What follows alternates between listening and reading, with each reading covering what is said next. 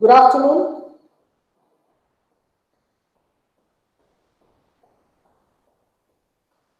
Can anyone raise the hand if you are able to listen to me?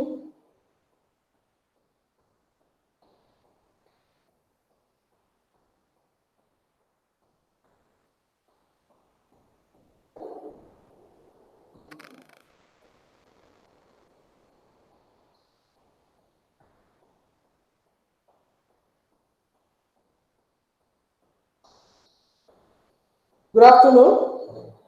I am Dr.Vijay.H.Kalmani, Principal of Jain Polytechnic, Belgaum. At the outset, I would like to apologize for starting this lecture so late due to technical problems. Well, dear students and other audience, firstly, I would like to welcome you to my first lecture on database management system. Well, this course is intended for third semester computer science and engineering diploma. The objective of this course is to make you understand the basic concepts of database management. Well, in this session, I'll not be taking much of your time, but another 10 minutes lecture, we'll quickly wrap up our introduction class. Well, in this modern world, database has become a very essential component for our day-to-day or frequently events that trigger in our life. Nowadays, everybody, through their cell phones, go and search so many things on the net. When you open google.com, you start searching so many things. When you start searching those data, somewhere this information is going to be stored on some servers. And when you search this, when you get the results, you try to browse it and try to find more information on this. So this data and information are interrelated. So traditionally, this database consists of data and information. So I would like to just switch on to the slide here.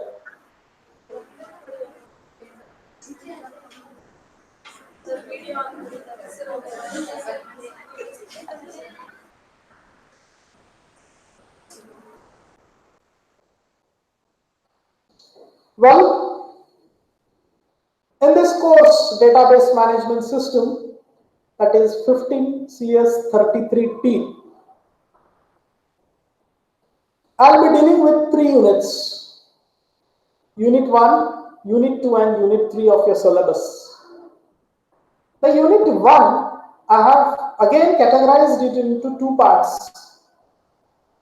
That is, A part, I'll be dealing with databases and its users. And in the B part, you will be studying the database concepts and architecture. Well, just to have an outline of this first unit. In this first unit, you'll be having an outline of databases, types of databases, and application. Some basic definitions, DBMS functionality, and of course, we'll see an example of a database that's as per your reference textbook, that is Fundamentals of Database Management System by Elsewhere Navate. The example here taken is an university database. Also, we will see the characteristics of the database. Then We will learn about the database users, we will study them. Also, we will look on to advantages of using the database. And at the end of this part A, that is when to use databases. Well, typically, uh, the traditional applications of this database, now the applications mentioned above are all traditional ones for which the use of rigidly structured textual and numerical data suffices. Recent advances have led to the applications of database technology to a wider class of data. Examples include your multimedia database, and this multimedia database, again, it includes your pictures, your video clips, sound messages, and geographic databases involving your maps, satellite images. Some other examples like data warehouses, real-time and active databases. The best example is the video lecture what today is being recorded. The whole record of this video is going to be stored somewhere on the servers, which includes your voice data as well as the picture or the video clip. And sometimes some people around are going to extract this, search for this, and view it. So you are again retrieving the data here whenever you need it. Well, to begin with, let me go through some basic definitions before we go with this database management system. When you say a database, this term is often used rather loosely to refer to just any collection of related data. Data is nothing but known facts and figures. Well, Elsmer and Navate, in their textbook, in addition, they say that in addition to being a collection of related data, a database must have the following properties. That is, the first property is it represents some aspect of the real world called the mini world. So, mini world is some part of the real world about which data is stored in a database. An example here is again student grades and transcripts at a university. Well, it is logically coherent collection of data to which some meaning can be attached. And lastly, it has a purpose. That is, there is an intended group of users and some preconceived applications that the users are interested in employing. Well, when you say a database, the database has to be managed. And to manage this, we need some type of package. We need some type of software. So the software package or the system that facilitates the creation and maintenance of a computerized database, we call this as database management system. Well, the database system software together with the database, sometimes applications are also included in this. Now, to summarize, a database has some source from which the data are derived. The source, like the mini world I said. Well, here is just one example of a simplified database system environment. You can see here, this is a database system. You have at the bottom the storage, At the middle level, you have the software which is used to access the database, store database, which will help you to write queries and process the programs. And then you have some type of application, a user interface, by which you can see the results. So this entire system is nothing but the database system. And this definitely it is going to be used or operated by these users or programmers.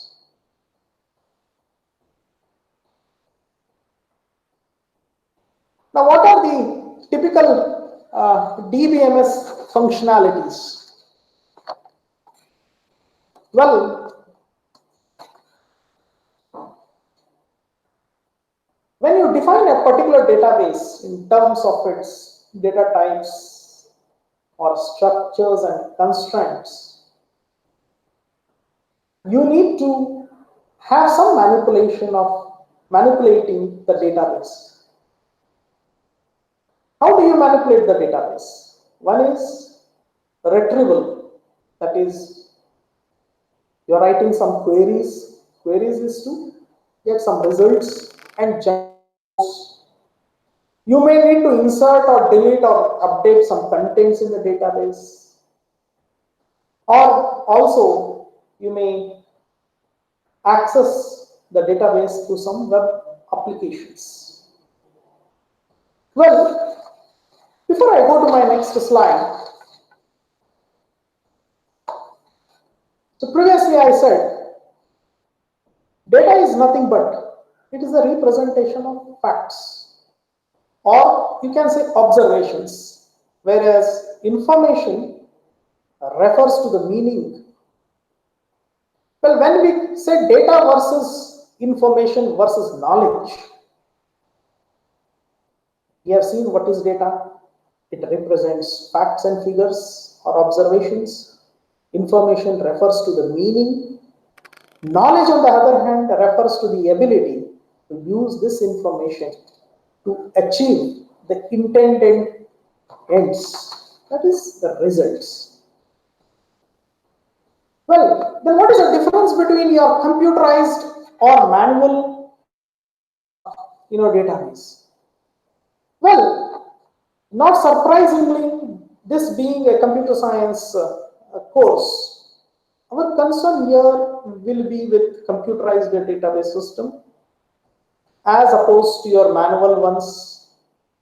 Manual ones, example I can give you, well, in some of the libraries, still in some of the libraries, there is still the manual card issue. In some of the libraries, yes, they have installed open source softwares like Koha and are maintaining their library system. Well, database also it depends upon the size and complexity. The databases, they run the range from being small and simple to being huge or complex. Huge and complex, you can give an example as such, the Amazon database. You go to Amazon, you order online your products, you buy products. As a seller, you can sell products also. So here, you need to keep track of all these products of the customer and also about the supplier also. So again, just going back to this database management system. Well, by definition, we said a DBMS is a software package or a system that is used to facilitate the creation and maintenance of a computerized database. Well, more specifically, a DBMS is a general purpose software. We can define it in all other ways, like as I said, specifying data types and data organization, construction, that is the process of storing the data on some medium, maybe a magnetic disk that is controlled by the DBMS. So, and manipulation, that is retrieval, querying, updating, report generation, sharing, where allowing multiple users and programs to access the database simultaneously. System protection, important. It's also an important feature of this database system. When you say system protection, preventing the database from being corrupt when hardware or software failures occur. And lastly, the security protection, that is preventing unauthorized or malicious access to the database. Given all its responsibilities, it is not surprising that a typical database is a complex piece of software. Well, in my next class, I'll be dealing with an example of a university database. I think we are running out of time today, as we have already started it late. So I'll stop sharing this slide. If anyone has any questions, please do feel free to ask me. Thank you.